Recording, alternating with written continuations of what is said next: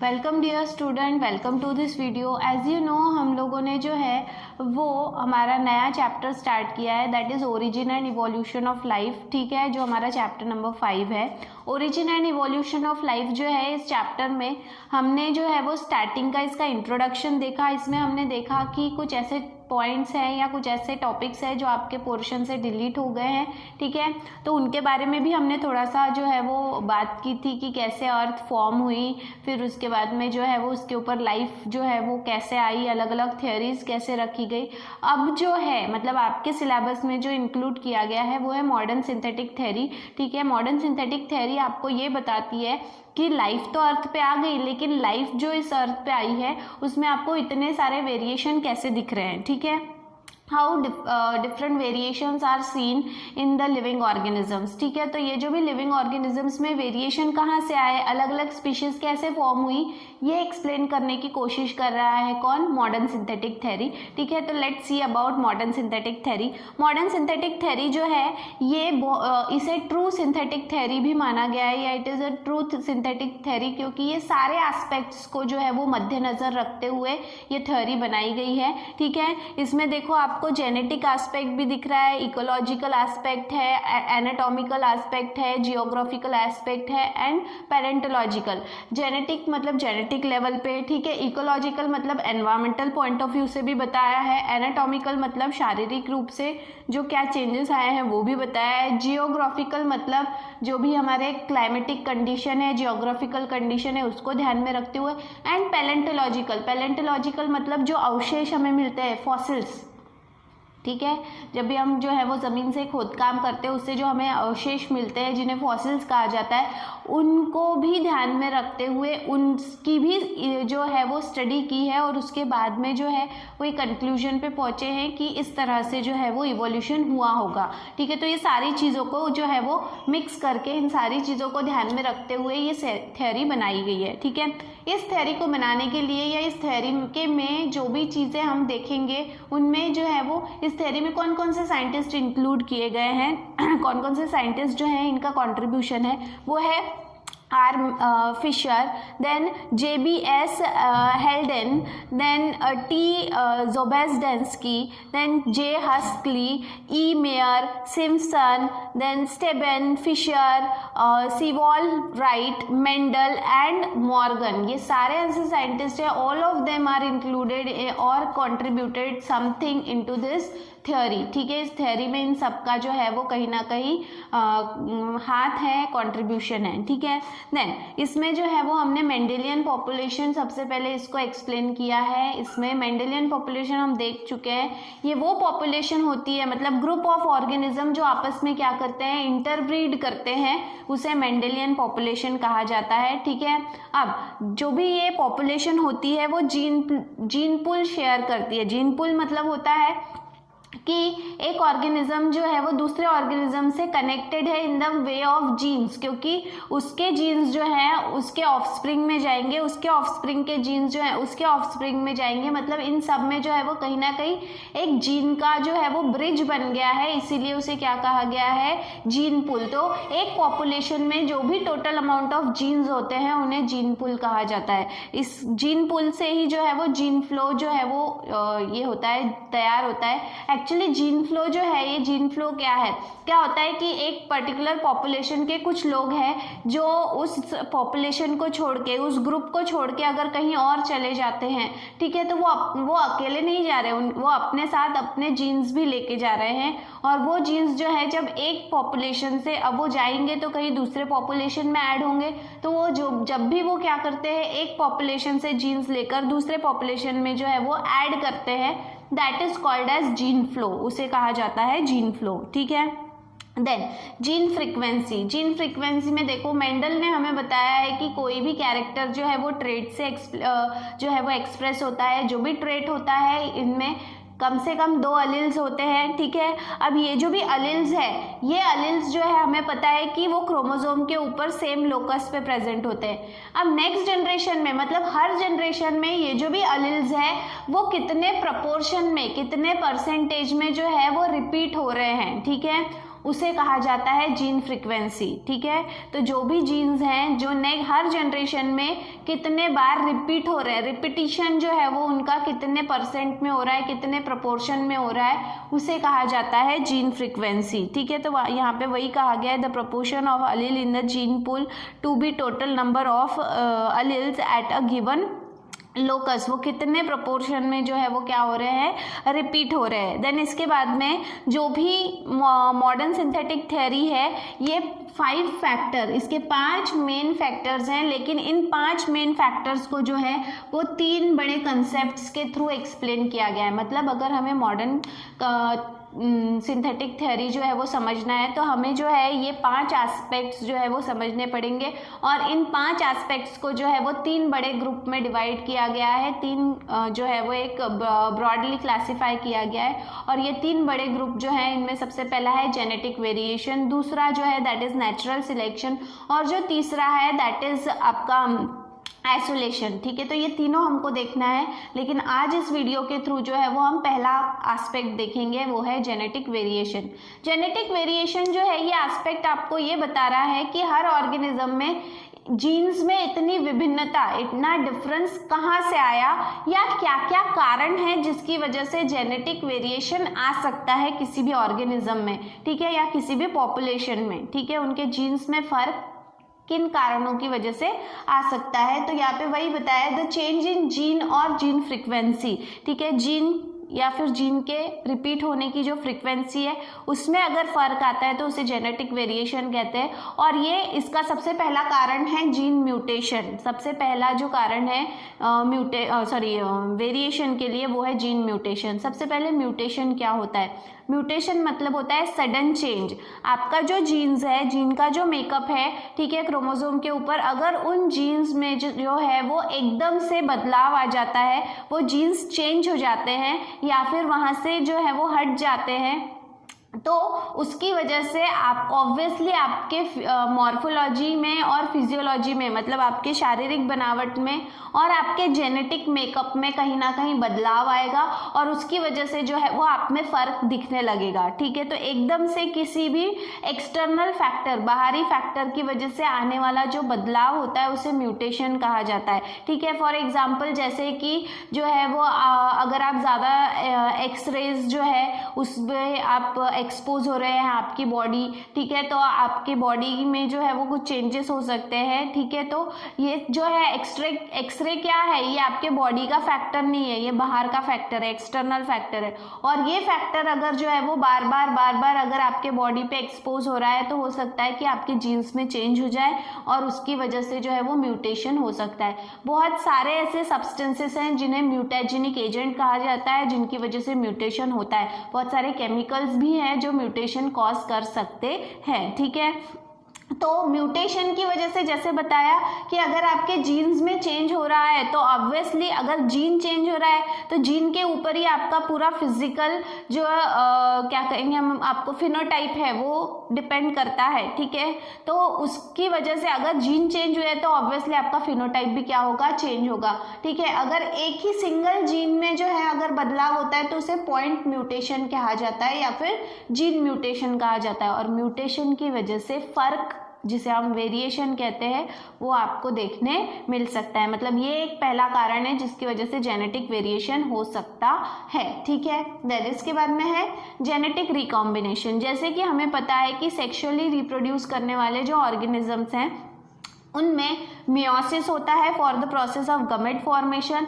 Meiosis के दौरान जो है वो प्रोफेज 1 के दौरान जो भी सिस्टर क्रोमैटिड्स है वो नॉन सिस्टर क्रोमैटिड्स है वो आपस में ओवरलैप होते हैं। ठीक है, हमने देखा था कि नॉन सिस्टर क्रोमैटिड्स जो है वो आपस में क्या होते हैं, ओवरलैप होते हैं। ठीक है, जिसे हम क्या कहते हैं, क्रॉसिंग ओवर कहते हैं। ये जब ओवरलैपिंग जो है जब खुलती है, ठीक है, दिस इज क्रॉसिंग ओवर, या फिर हम इसे सिनेप्स भी कहते हैं।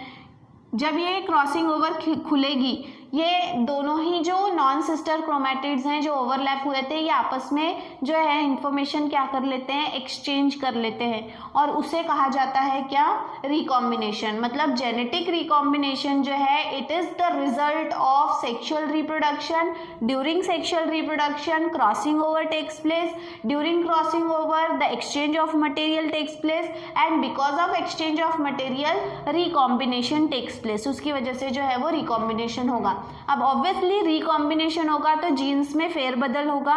जीन्स में अगर फेरबदल हो रहा है तो that will be causing the gene change in gene frequency. Gene frequency में भी उसका असर देखने मिलेगा, क्योंकि जो जीन्स लगातार हर जनरेशन में कैरी फॉरवर्ड हो रहे थे, हो सकता है कि ऐसे जो रिकॉम्बिनेशन हुआ कि वो जीन उसमें इंक्लूड नहीं है तो वो नेक्स्ट जनरेशन में कैरी फॉरवर्ड नहीं होगा। ठीक है, तो इस तरह से रिकॉम्बिनेशन भी बहुत हद तक के जो है वो रिस्पॉन्सिबल है फॉर जेनेटिक वेरिएशन। ठीक है, जीन्स में जो फर्क आता है, जो वेरिएशन आ रहा है, उसके लिए जेनेटिक रिकॉम्बिनेशन भी जो है वो एक इम्पॉर्टेंट फैक्टर है। ठीक है, देन इसके बाद में है जीन फ्लो। जैसे मैंने अभी आपको एक्सप्लेन किया, जीन फ्लो जो है that is mainly caused by migration. ठीक है, it is the movement of gene into और आउट ऑफ द पॉपुलेशन।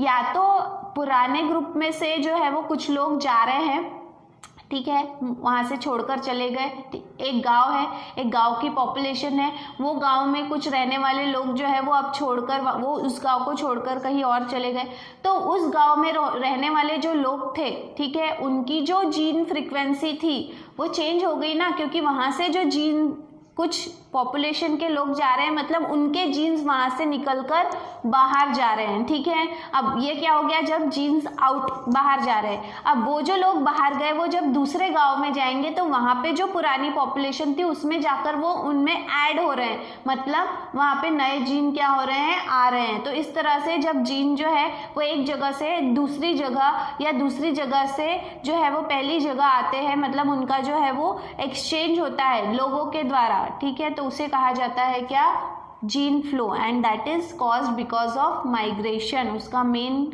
ये जो है वो माइग्रेशन है। माइग्रेशन की वजह से लोग जो है वो एक पॉपुलेशन को छोड़ के दूसरी पॉपुलेशन में ऐड हो जाते हैं, उसकी वजह से जो है वो जीन फ्रीक्वेंसी भी चेंज होती है और उसकी वजह से इवोल्यूशनरी चेंजेस भी होते हैं। जैसे कि फॉर एग्जांपल आपको बताती हूँ मैं कि जो है आपको पता होगा कि बियर, भालू जिसे हम कहते हैं, वो दो प्रकार के आपको देखने मिलेंगे। एक जो थोड़ा सा भूरा ब्राउनिश होता है और एक जो वाइट होता है। ठीक है, जो भूरा या ब्राउन कलर का होता है उसे हम जो है वो नॉर्मल बियर कहते हैं, लेकिन जो वाइट कलर का होता है उसे हम पोलर बियर कहते हैं। क्यों, दोनों में फ़र्क क्या है? दोनों में सबसे बड़ा फ़र्क है वातावरण का। ठीक है, जो भी ब्राउन वाला बियर रहता है वो जंगल में, नॉर्मल जंगल में रहता है, लेकिन जो पोलर बियर रहता है वो पोलर रीजन में रहता है जहाँ पे स्नोफॉल होती है।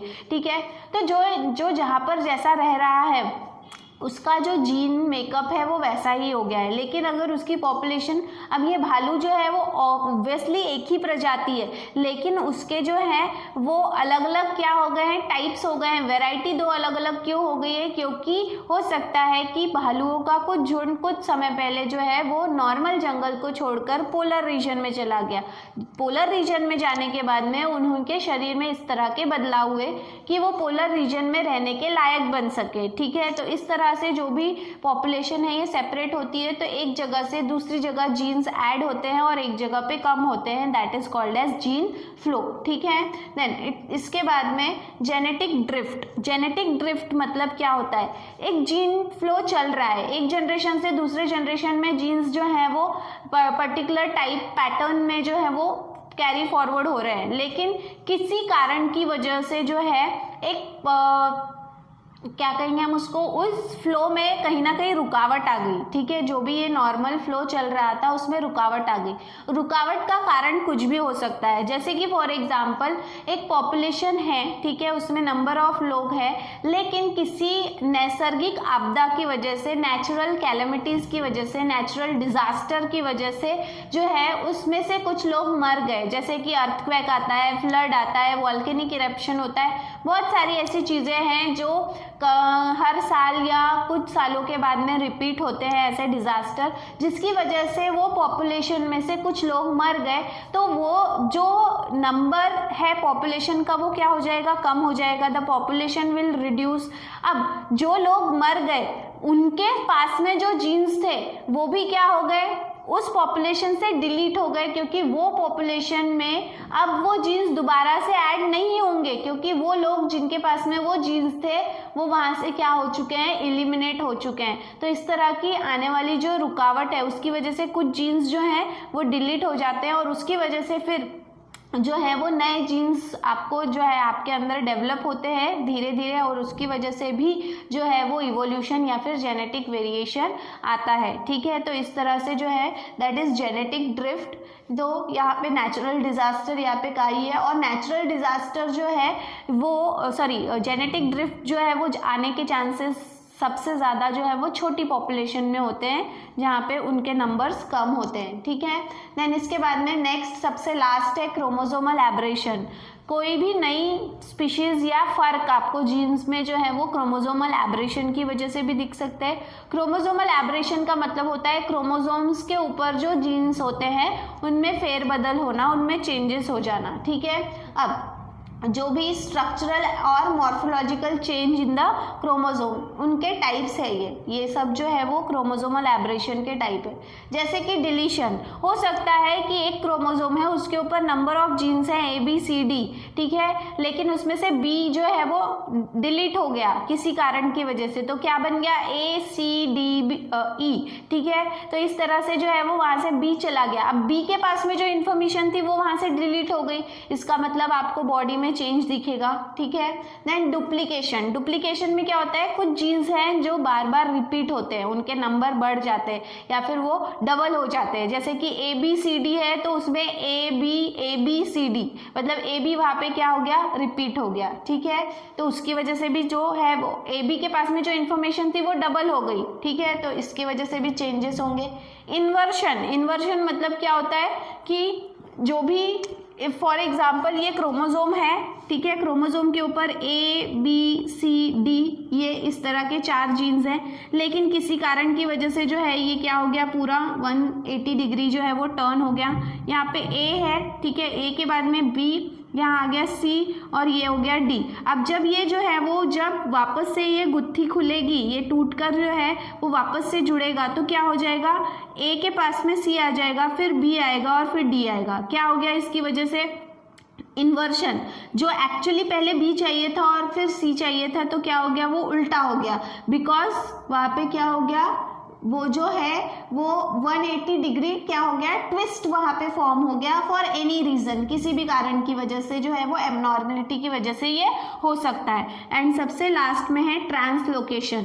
हम लोगों ने जो है वो जंपिंग जीन्स के बारे में पढ़ा था। जंपिंग जीन्स में क्या होता है, कुछ जीन्स ऐसे होते हैं जिनमें आदत होती है कि वो हमेशा एक जगह पे कांस्टेंट नहीं रहते, वो अपनी पोजीशन क्या करते रहते हैं, चेंज करते रहते हैं। तो वो अपनी जब पोजीशन चेंज कर रहे हैं तो उसे हम क्या कहेंगे, ट्रांसलोकेशन।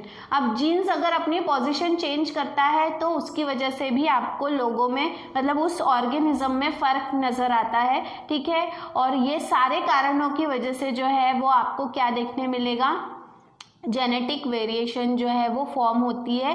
जेनेटिक वेरिएशन जो है वो आप ऑब्जर्व कर सकते हो। ठीक है, so this was the first point explained bye modern synthetic theory. इसके बाद में जो है वो हमें नेचुरल सिलेक्शन और आइसोलेशन देखना है, लेकिन वो देखेंगे हम हमारे नेक्स्ट वीडियो में। तब तक के लिए थैंक यू वेरी मच।